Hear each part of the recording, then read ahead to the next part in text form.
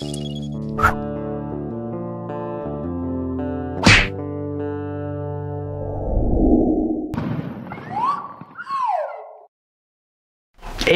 les picheurs! Partie 2, des farines à avoir dans son placard pour rouler de la bille. Donc, on a fait le tour sur les céréalières, épices et tout, hein. Donc allez voir la partie 1, si le côté céréalier vous intéresse, Pearl Food et épices. Voilà, dans la partie 1, c'est toutes ces farines-là qui ont été traitées. Maintenant, c'est carné. Donc là, c'est farine animale, farine de poisson, tout ça. On va essayer de faire moins long que la première, en expliquant toujours le mieux possible. Hein. Encore une fois, c'est retour de mon expérience à moi et de mes discussions à gauche à droite avec des gugus. Donc, je vous donne mon avis, mon expérience, et vous en faites ce que vous voulez. Pour les farines carnées, alors, à avoir dans votre placard à tout prix, qu'est-ce qu'on va avoir? Tu as la farine de saumon, pour commencer.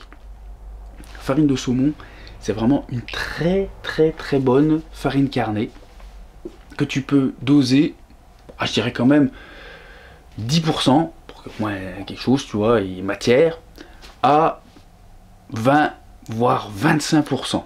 C'est une très bonne farine parce que voilà, elle a des bonnes protéines, elle est grasse, elle amène vraiment plein de choses, et comme on le sait, la carpe, elle assimile les protéines de poisson sans problème, et elle assimile surtout très bien les graisses, l'huile et tout ça. Les sources de glucides, c'est ce qu'elles assimilent le moins bien. Alors ouais, je sais, hein, nos mix principalement sont pleins de glucides et tout, mais ça leur apporte quand même de l'énergie, attention, c'est pas à zéro, hein. Ça leur apporte quand même de l'énergie, mais c'est pas ce qui amène la meilleure des digestions, tu vois.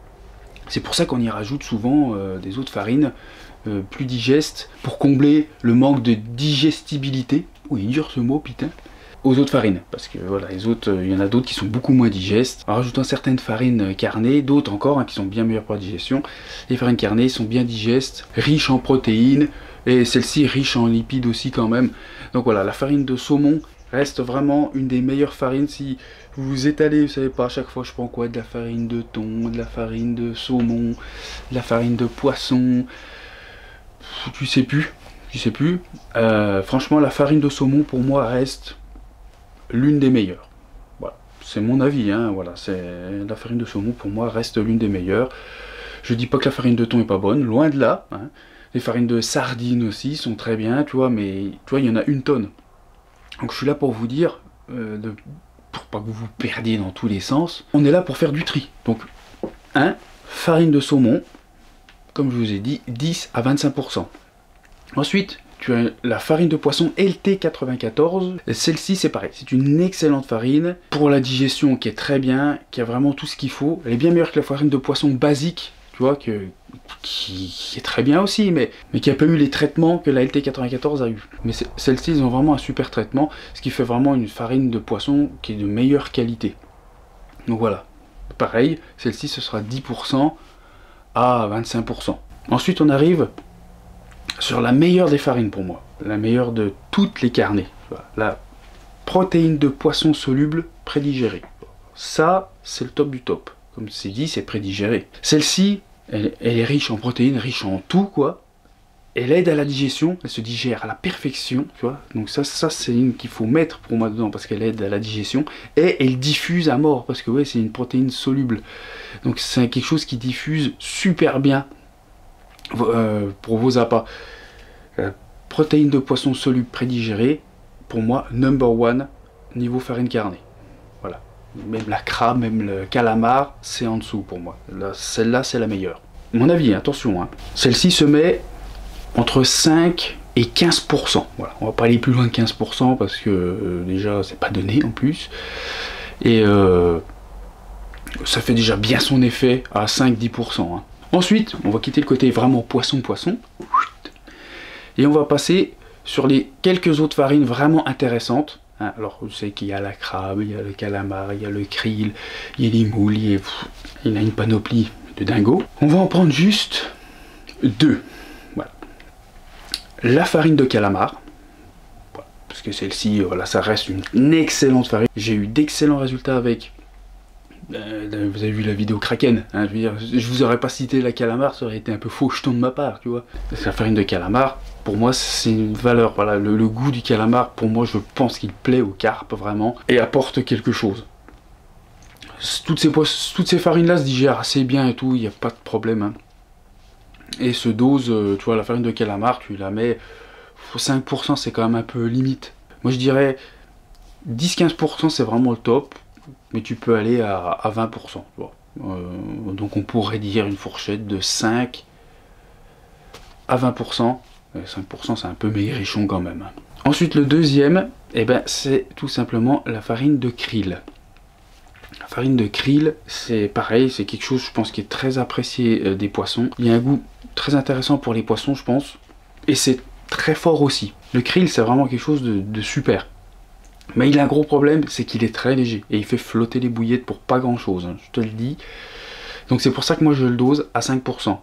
Bien sûr, c'est intéressant de l'utiliser à plus que ça. Mais bon, comme on sait que cette vidéo est quand même plus pour les débutants, et je vais pas vous donner plein des façons pour pallier à ça, tu vois.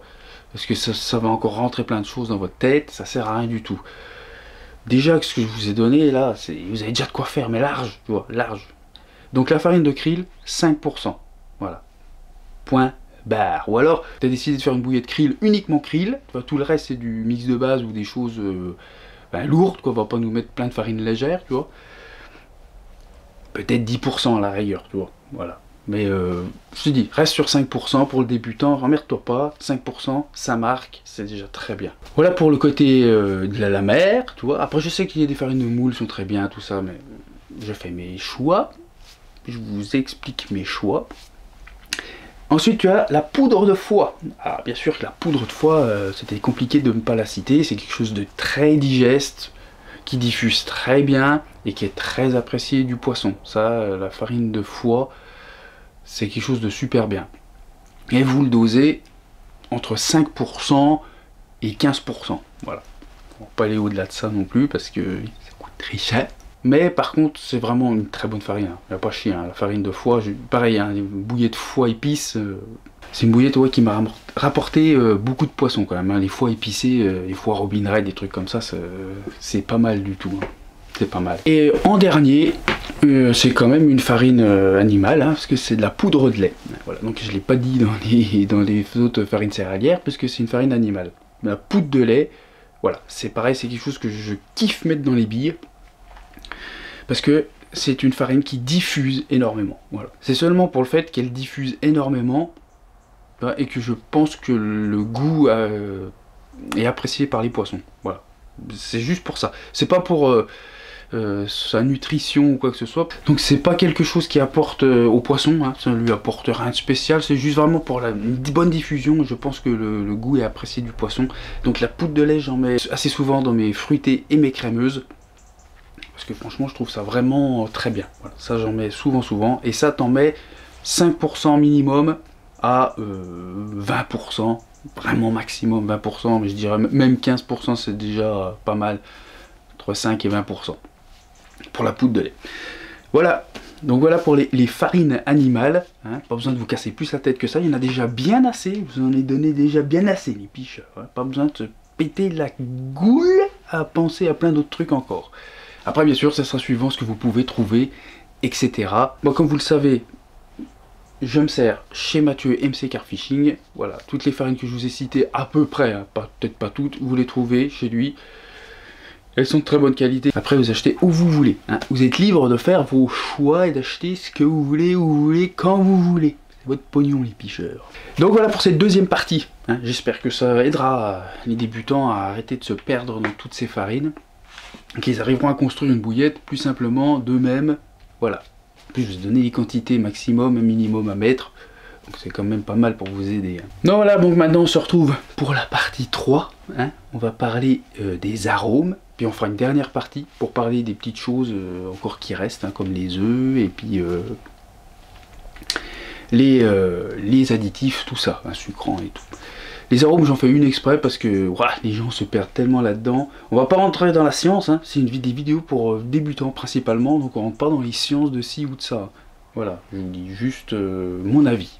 Voilà. Allez, sur ce, bah les picheurs, je vous laisse. Allez à la piche, faites-vous plaisir. Salut!